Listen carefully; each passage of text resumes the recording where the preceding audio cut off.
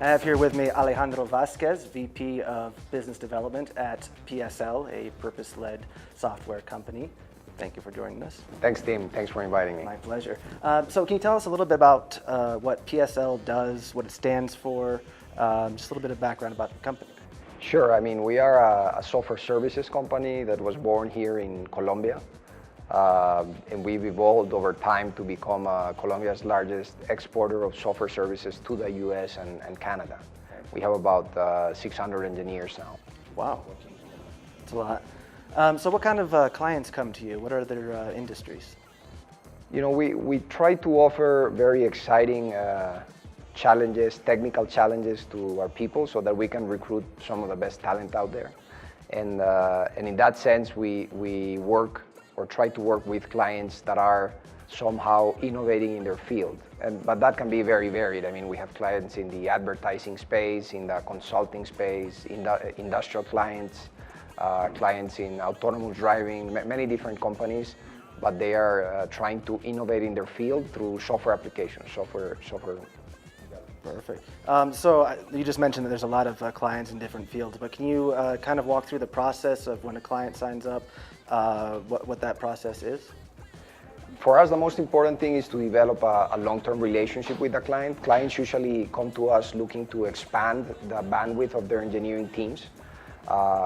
You know, many clients have done what is called software outsourcing for quite a long time, and in the US, it's very traditional to look at India or other Far East or Asian countries for this type of help.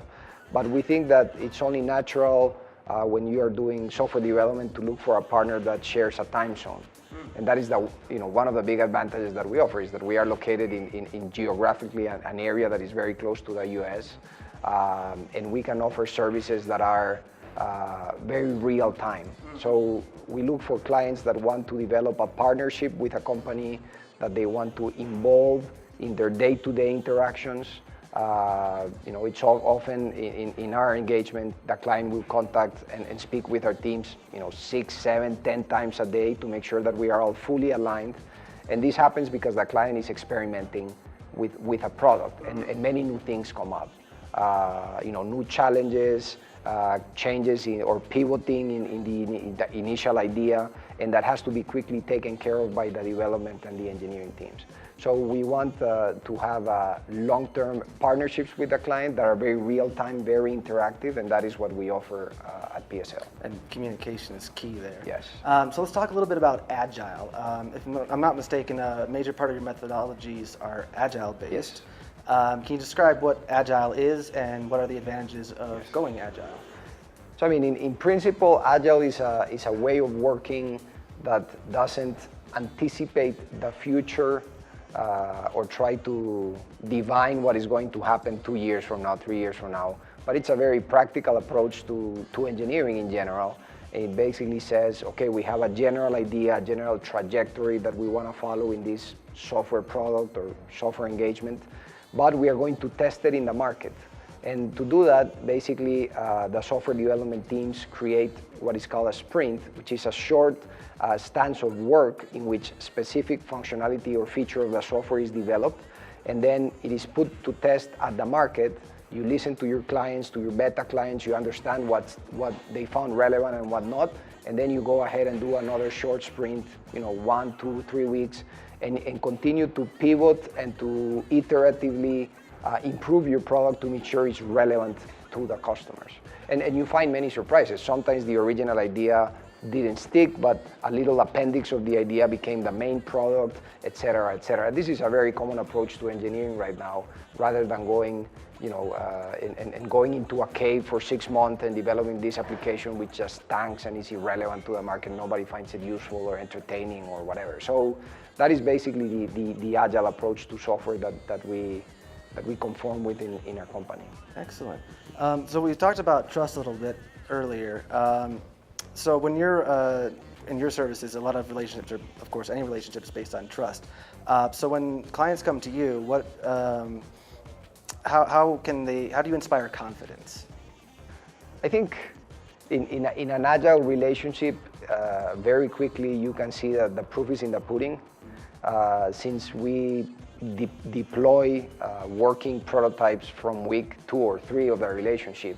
The client can, themselves understand if we did a good job or not, if we are creating a quality product or quality software or not, and they can constantly gauge this every 2 or 3 weeks. In fact, every day when they interact with us, they know if we have technical dexterity, we are good at communicating, if we are able to raise red flags early, to surface ideas that can help improve the relationship, the product, or whatever it is that we are doing. And that is how we build trust. We never tell clients they have to stick with us for X period of time or hold them contractually to a long-term relationship. It's basically like a marriage. I mean, if you're happy every day, the marriage will last, otherwise it'll break up. So we really, as I said before, the proof is in the pudding. Clients develop trust because they see our day-to-day work and the way we interact and the way we fix things when we break them, and we accept that we broke them. And that is fundamental. Communication, accountability, excellent. So I want to talk a little bit about the Scrum methodology.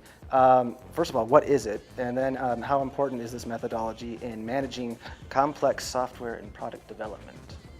I really don't want to get too technical, but Scrum is a particular approach to Agile. I mean, it has certain types of meetings that are held regularly.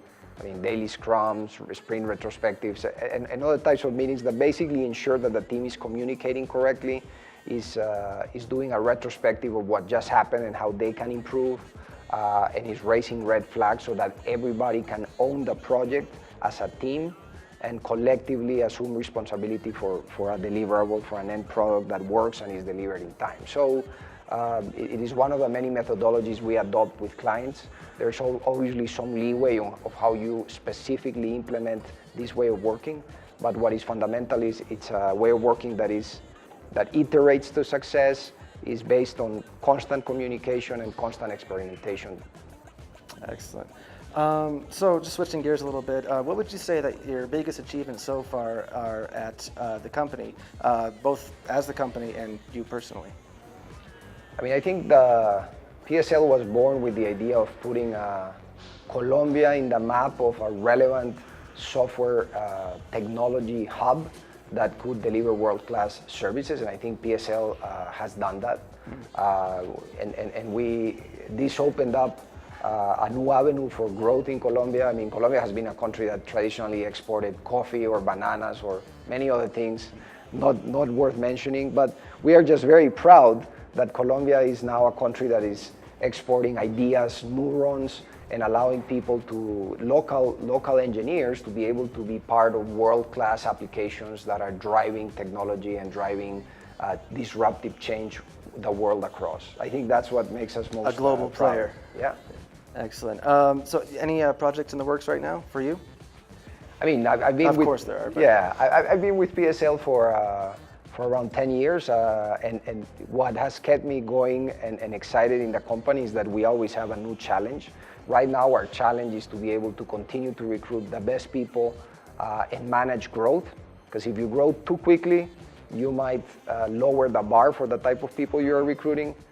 If you grow too slowly, some clients are not going to be happy that you weren't able to give them the required bandwidth. So that is always the challenge. The challenge is hiring the right people and keeping them very happy. We have a very low churn. Churn is crazy in the software engineering space worldwide. Our churn is around 7% a year, which is really world-class in this area. And it is because we keep our people happy, they are well compensated, but also they have the right challenges to keep them professionally developing in the company. Wonderful. So any advice for anyone who wants to follow in your footsteps? I think that the software services space is a wonderful space because it is very varied. No two challenges are alike. You get to taste a diversity of industries. Again, I was talking about programmatic advertising, autonomous driving, big data projects, artificial intelligence, DevOps. I mean, there's a lot of things that you can learn about if you like technology.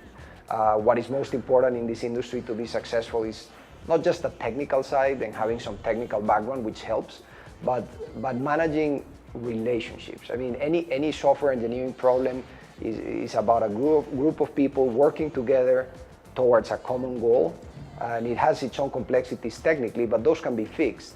But when the group doesn't have the right communication, the right attitude towards learning, towards experimentation, then the group is not going to succeed.